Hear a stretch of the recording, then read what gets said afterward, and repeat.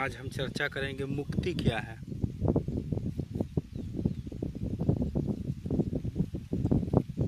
मुक्ति कैसे मिले।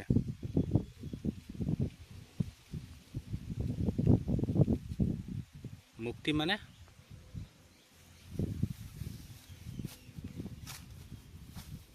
शांति, आत्मा। मुक्ति माने शांति, आत्मा। आखिर हमें मुक्ति क्यों चाहिए? क्योंकि हम सभी दुखी हैं। कहीं ना कहीं हमें मुक्ति की जिज्ञासा होती है।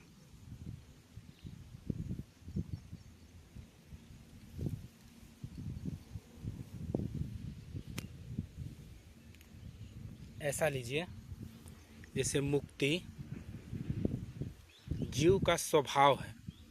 मुक्ति जीव का स्वभाव है। बिना मुक्त हुए वो जो भी कुछ करेगा या करता है उसे अंततः बेचैनी ही मिलेगी। अंततः उसे बेचैनी ही मिलेगी।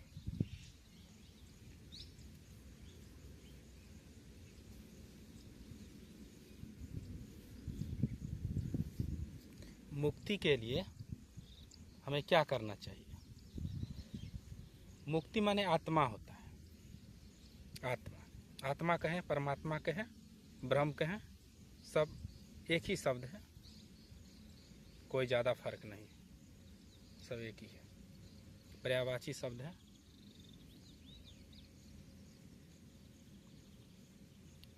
तो हम आत्मा को कैसे प्राप्त करें? क्योंकि आत्मा ही मुक्ति है।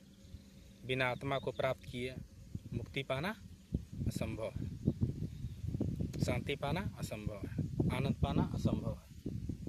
अगर आभास हो भी शांति का, आनंद का, तो भ्रम और कल्पना के अलावा कुछ नहीं है। और आत्मा को प्राप्त नहीं किया जा सकता है। आत्मा कोई प्राप्त करने लायक वस्तु नहीं है, क्योंकि ये तो हम जानते ही हैं, बहुत सारे गुरुओं, ऋषियों द्वारा बताया गया है कि आत्मा प्राप्त करने वाली कोई चीज़ नहीं है, ना ही हम इसे प्राप्त कर सकते हैं। हमारे इंद्रिय, हमारे मन, बुद्धि, शरीर, प्रकृति, समाज, आत्मा इनके द्वारा प्राप्त नहीं की जा सकती है। प्राप्त नहीं की जा सकती है। प्राप्त करने का मतलब ये नहीं समझ लीजिएगा कि प्राप्त करने का मतलब कि कोई चीज़ है हम उसको हासिल कर लिए, ऐसा कुछ नहीं होता है। आत्मा शांति प्राप्त करने के लिए हमें ये समझना होगा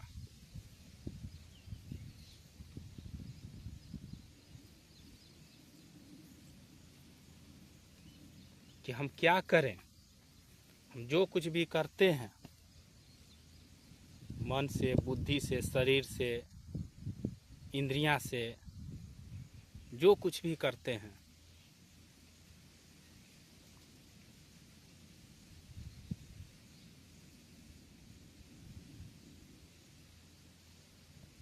वो आत्मा की तरफ, आत्मा के लिए ही हो, शांति के लिए ही हो। लेकिन हम कैसे निर्धारित करें कि हम क्या करें तो शांति मिले, आत्मा मिले, परमात्मा मिले, आनंद मिले, मोक्ष मिले, निर्वाण मिले, सब एक ही शब्द होते हैं। तो हमें सबसे पहले ये समझना होगा कि हम क्या नहीं करें, क्योंकि आत्मा को तो जाना नहीं जा सकता है। तो हमें ये समझना होगा कि हमें क्या नहीं करना चाहिए।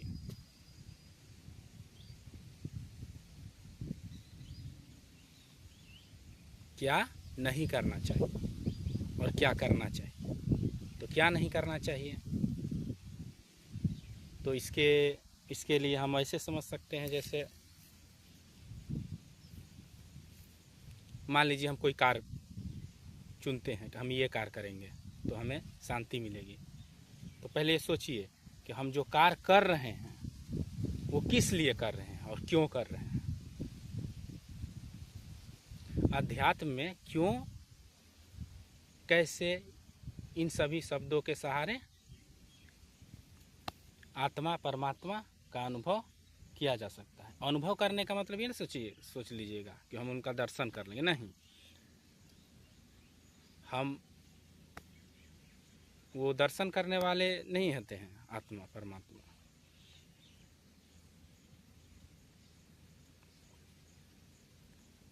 हम उन्हें समझने का बुद्धि उपयोग नहीं कर सकते।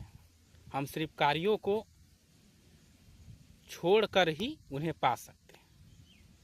हमें ये नहीं करना चाहिए, हमें ये नहीं करना चाहिए, हमें ये नहीं करना चाहिए। हम ये करने से हमें क्या मिल रहा है, क्या शांति मिल रही है, नहीं, तो हम इसे नहीं करना चाहिए। क्या हम ये करने से हमें परमात्मा मिलेंगे, नहीं, तो हमें ये नहीं करना चाहिए। लेकिन हम कैसे निर्धारित करें कि ये करें और ये नहीं करें।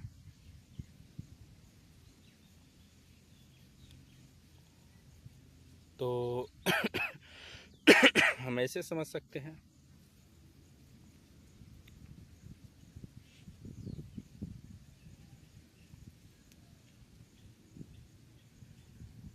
इसके लिए हमें कुछ पदों को समझना होगा। जैसे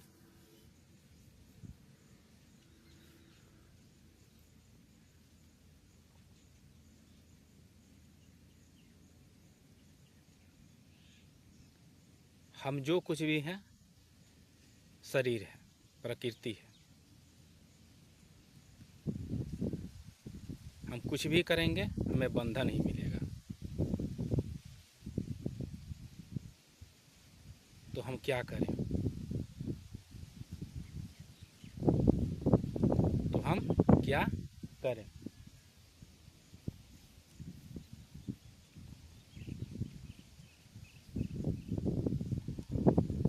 तो हमें क्या करना चाहिए।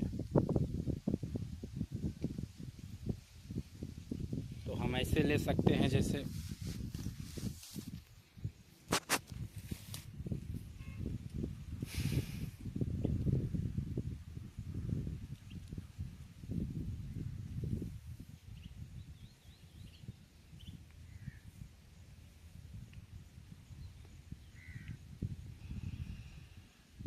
कि हम आज तक जो भी काम किए हैं, कार्य को किए हैं, क्या हमें उनसे शांति सुकून मिली, क्या हमें आत्मा मिला, नहीं।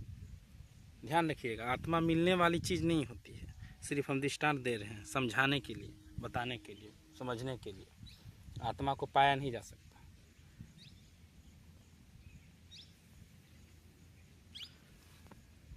हमने आज तक जो कुछ भी किया, क्या उनसे हमें शांति मिली, मोक्ष मिला, आत्मा की प्राप्ति हुई, नहीं। तो हम क्यों निरंतर उसी कार्य को दोहराते रहते हैं, रिपीटेशन करते रहते हैं। हमारे पूर्वजों ने भी वही किया और हम भी वही करते जा रहे हैं। इसका मतलब हम लोग गलत दिशा में प्रयास कर रहे हैं। हमें समझना होगा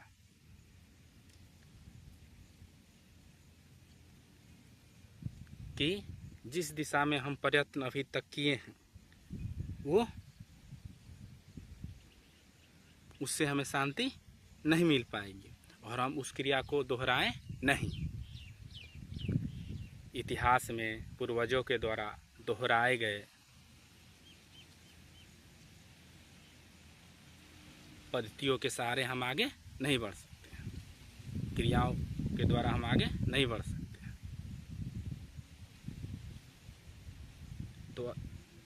तो आत्मा को समझने जानने जैसी कोई चीज़ होती नहीं है।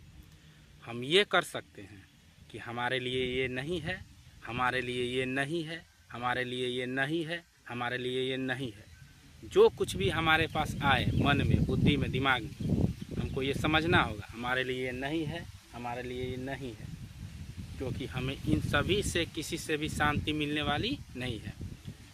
तो ठीक है, जब हमारे लिए कुछ भी नहीं है तो हम करें क्या। ये बहुत बड़ा है, हम करें क्या।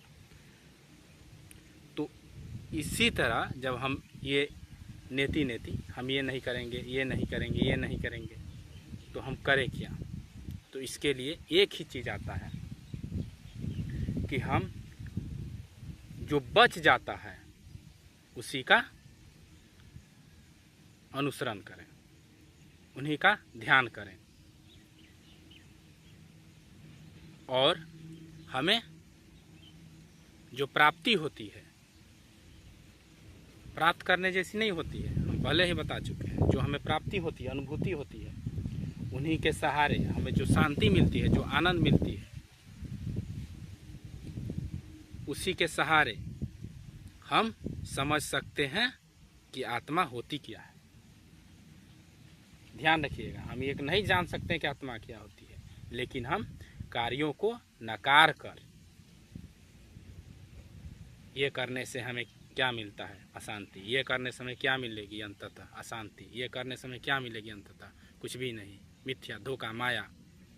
तो इन सभी चीज़ों को हमें सोच समझ कर, अर्थात ऐसे समझिए कि हमें साक्षी के समान रहना है, हमें साक्षी बनकर देखना है ये शरीर क्या कर रहा है। प्रकृति छोड़िए, पहले शरीर को देखिए, क्योंकि प्रकृति तो शरीर का ही संक्षेपण है। शरीर कहने का मतलब इंद्रियां का ही प्रतिरूप है, इंद्रियां नहीं, प्रकृति नहीं। तो इस तरह से हम आत्म अवलोकन करें कि हम जो कुछ भी करते हैं वही बार बार हम जो कुछ भी करते हैं आखिर क्यों करते हैं, यही आत्म निरीक्षण है। हमारा मन ये सोच रहा है, क्यों सोच रहा है, क्या ध्येय है इसका, क्या हमें उससे कुछ मिलने वाला है? नहीं, तो हम क्यों सोच रहे हैं? हमारा बुद्धि बेफालतू का जहाँ मन तहाँ लग रही है। क्यों लग रही है? हमें उससे क्या मिल रहा है, लेकिन फिर भी लग रही है। यही तो हमारे संस्कार और पूर्वजों के द्वारा दिया गया, तोहफे में दिया गया बेचैनी है। लेकिन हम इन्हीं के सहारे, इन्हीं बेचैनियों और इन्हीं पूर्वाग्रहों के सहारे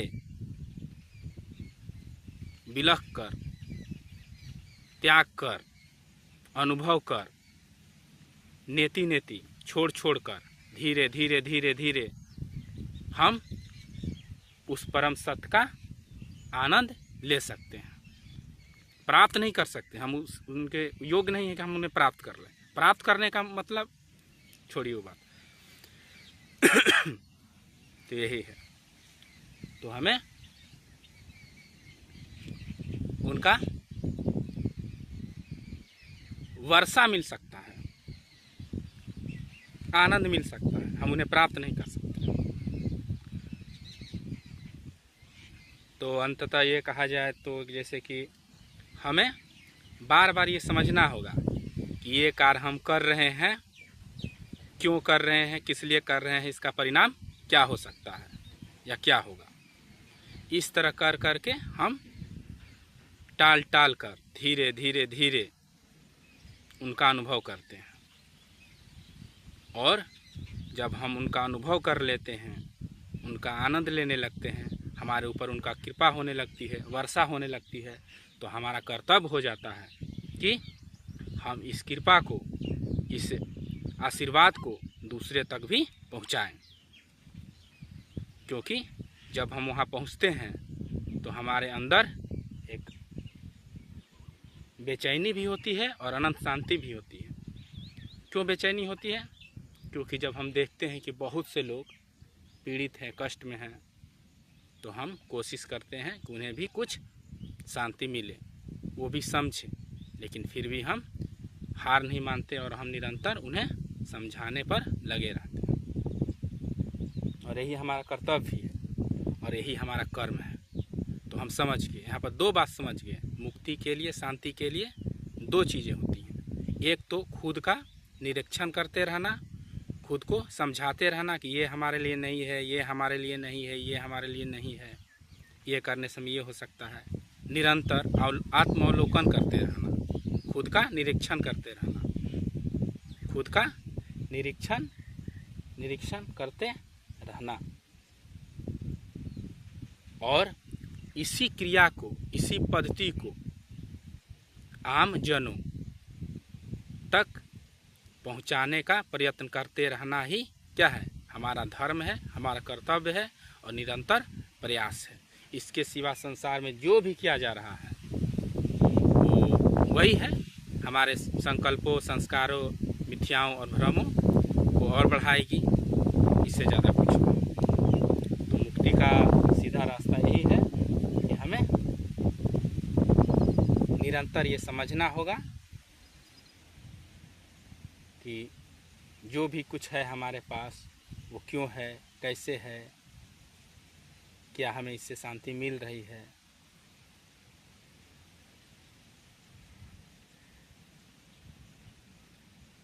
इस तरह से हम कभी कभी तो ऐसा होगा, बेचैनी होगा, मन व्याकुल हो जाएगा, दिल फटने जैसा लगने लगेगा कि हमें शांति नहीं मिल रही, शांति नहीं मिल रही।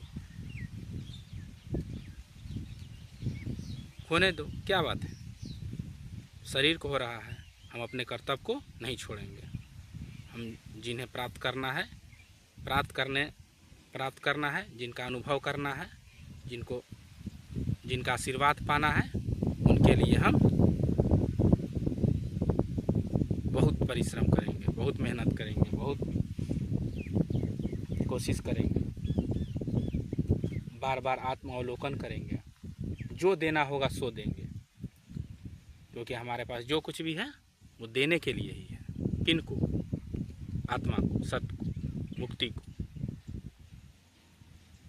मुक्ति को पाना बहुत ही आसान है, मुक्ति सर्वत्र है, बस हम लोग अपने संस्कारों के आडंबरों में फंसकर बंध जाते हैं।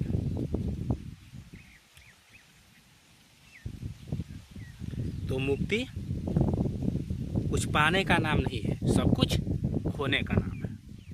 इतना खो देना है कि हमारे पास मुक्ति के सिवा कुछ भी न बचे, अर्थात आत्मा के सिवा कुछ भी न बचे, हम स्वयं आत्मा हो जाएंगे। हमारा शरीर, हमारा इंद्रियां स्वाभाविक रूप से स्वभावजन हो जाएगी, अर्थात स्वभाव के हिसाब से कर्म करने लगेगी। इस तरह से हम मुक्ति को समझने का प्रयत्न कर सकते हैं। जान नहीं सकते, समझ नहीं सकते, क्यों? क्योंकि हम तो जानते ही हैं कि आत्मा प्रकृति, पंचतत्व, इंद्रियां, ज्ञान, बुद्धि, संस्कार से परे है, मौन है, सत्य मौन है। जब हम समस्त चीज़ों को छोड़ देंगे तो हमें उनका अनुभव होगा। चलिए आज वीडियो यहीं पर बंद करते हैं। साथ समझाने में थोड़ी कठिनाई हो रही होगी, लेकिन पहली बार समझाने का कोशिश कर रहे हैं, इसलिए थोड़ा फंस रहे, धीरे धीरे सुधार हो जाएगा। आप लोग के पास कोई अगर प्रश्न हो, कमेंट हो तो कमेंट कर दीजिएगा, मैं कोशिश करूँगा आपको